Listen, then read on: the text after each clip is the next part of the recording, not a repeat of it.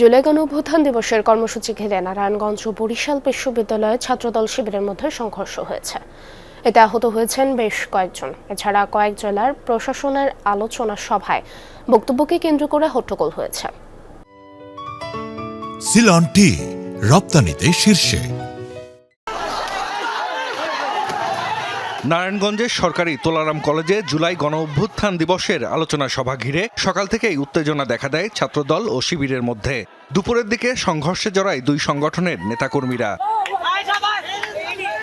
Police ও প্রত্যক্ষদর্শীরা জানায়, college কর্তৃপক্ষ আয়োজিত অনুষ্ঠান স্থলে ছাত্রদল ও শিবির দুপক্ষই নিয়ন্ত্রণ প্রতিষ্ঠার চেষ্টা করে। আলোচনা সভায় বক্তব্য দেয়াকে কেন্দ্র করে এক পর্যায়ে বাকবিতণ্ডা থেকে শুরু হয় সংঘর্ষ।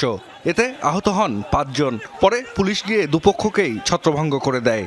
ছাত্র শিবির এবং ছাত্রদল দুই গ্রুপের মধ্যে বাকবিতণ্ডা এবং পরবর্তীতে হাতাহাতি ধাওয়া পাল্টা ধাওয়া শুরু হয় ১২টা সাড়ে ১২টার সময়। তারপরে পুলিশ এখানে খবর পায়। খবর পাওয়ার পরে এলাকায় এখানে তুলারাম কলেজের এখানে পরিস্থিতি নিয়ন্ত্রণ করে। বরিশাল বিশ্ববিদ্যালয়ে দফায় দফায় মারামারিতে জড়ায় ছাত্রদল ও শিবির নেতাকর্মীরা। ছাত্রদলের অভিযোগ, জুলাই গণঅভ্যুত্থান দিবস উপলক্ষে ক্যাম্পাসে বহিরাগতদের নিয়ে র্যালি বের করে শিবির।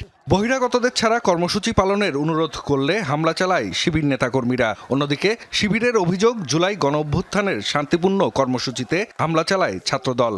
তারা যে আমাদের শৃঙ্খল ক্যাম্পাসকে অস্থিতিশীল করার লক্ষ্যে যে দেশীয় অস্ত্র নিয়ে বহিরাগতদের নিয়ে মহড়া দিচ্ছিল, তাদের ক্যাম্পাস থেকে আমরা বিতাড়িত করেছি। ছাত্রদলের সন্ত্রাসীরা অতর্কিতভাবে তাদের পূর্বনির্ধারিত আমরা দেশীয় অস্ত্র দেখেছি এবং তাদের ইন্টারনাল বিভিন্ন গ্রুপে আলোচনা হয়েছে, সেই অস্ত্র নিয়ে আমাদের উপর অতর্কিত হামলা করা হয়েছে।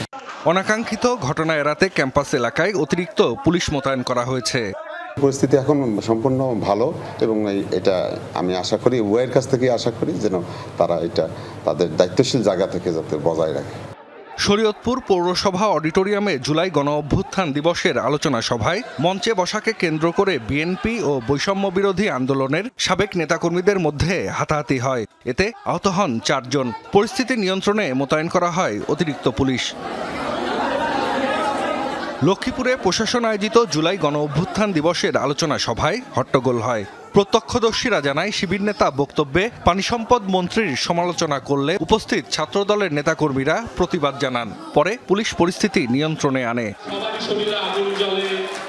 কুড়িগ্রামেও প্রশাসন আয়োজিত আলোচনা সভায় বক্তব্যকে কেন্দ্র করে ছাত্রদল শিবির নেতাকর্মীদের মধ্যে হট্টগোল হয়। পরে বিএনপি ও জামায়াত নেতাদের হস্তক্ষেপে পরিস্থিতি শান্ত হয়।